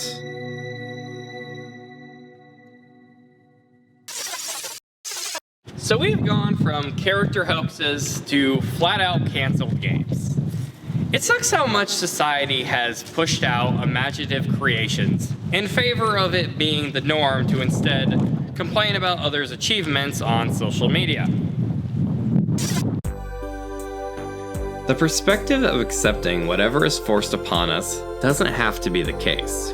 Remember, you are a creator too. Who would have thought that Nintendo could have brought video games back into the mainstream after the video game crash of the 1980s? It was seen as a dead medium. Atari was burying unsold cartridges in the desert, but they advertised it as a toy, through some creative marketing, and got it into the homes of many. Now the industry is even more profitable than the movie industry. The market was so oversaturated with games that weren't very good. Focus on quality to where you'll still be talking about these games 40 years later. Speaking of movies, that's also how many of the best films get made. Instead of taking what society saw as okay, they did something different from what everyone else did, that people really wanted or needed, and made their lives more enjoyable as a result. Could you imagine a world without imagination followed by action? There would be no Disney World, no Nintendo, no movies, no fun. It's tragic that we live in a world where most of the structure has been made for profits and convenience, but social media, dating apps, and the ability to purchase at our fingertips has ironically made for a more lonely society. We have the ability to travel almost anywhere across our country, but there's so little worth the travel. Places like fun centers, malls, and heck, even Blockbuster gave people something worth their time. They create experiences. We can blame the economy, we can blame streaming, but the biggest consistent reality is, they didn't just become retro, they became dated.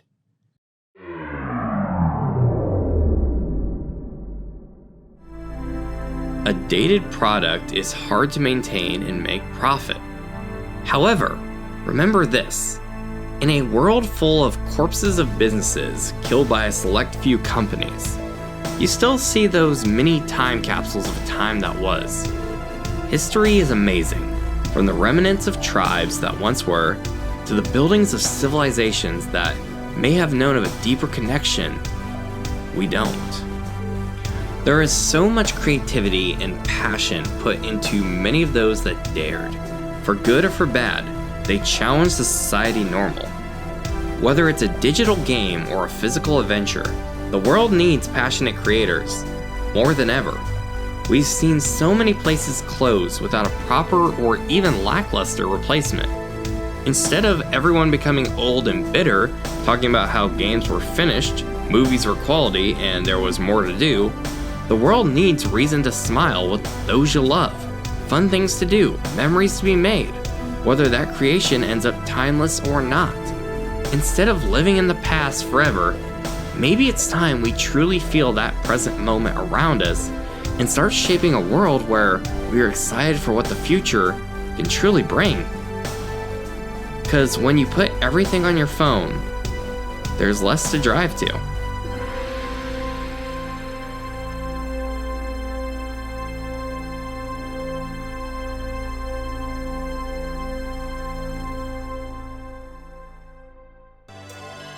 Do you or someone you know have a mystery you would like to see featured on Lost in the Files? Then reach out to Nolan on one of his social platforms. You can also support the show on Patreon for top secret files the government doesn't want you to see. Now let's see who else made this episode come to life.